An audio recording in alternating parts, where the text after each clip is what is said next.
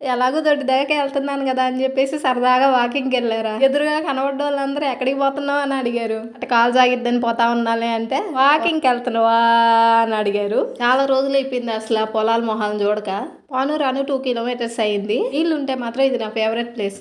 ఊర్లో బర్రెలన్నీ తిరిగి వచ్చేటప్పుడు ఇక్కడ జలకాలు ఆడుతూ ఉంటాయి. మర్చిపోయే చెప్పడం, వ్లాగ్స్ పెట్టమని అడుగుతున్నారు కదా, సో దానికోసం స్పెషల్ గా ఛానల్ స్టార్ట్ చేశా. జిఎస్ఎం బైట్స్ అని ఉంటది, ట్యాగ్ చేస్తాను, ఒకసారి ఫాలో అయిపోండి. అంత దూరం నడిచి ఇంటికి వచ్చిన తర్వాత మా అమ్మ మళ్ళీ మ్యాథ్ తెద్దాను రా అని చెప్పి తీసుకెళ్ళింది. వర్షం పడిందా, మట్టిలో కాలు పెడితే బూట్లు అయిపోయినాయి. చాలా దూరం వెళ్ళాలి మేతకి, బట్ చీకటి పడుతుందని చెప్పేసి ఈ బుడ్డి మేతనే కోసేసింది మా అమ్మ. చిన్నప్పటి నుంచి చూస్తున్నా మా అమ్మ మేత కోయడంలో ఎక్స్పర్ట్, ముళ్ళల్లో కూడా కోసిద్ది. కోసిన మేత అంతా మోయడంలో నేను ఎక్స్పర్ట్.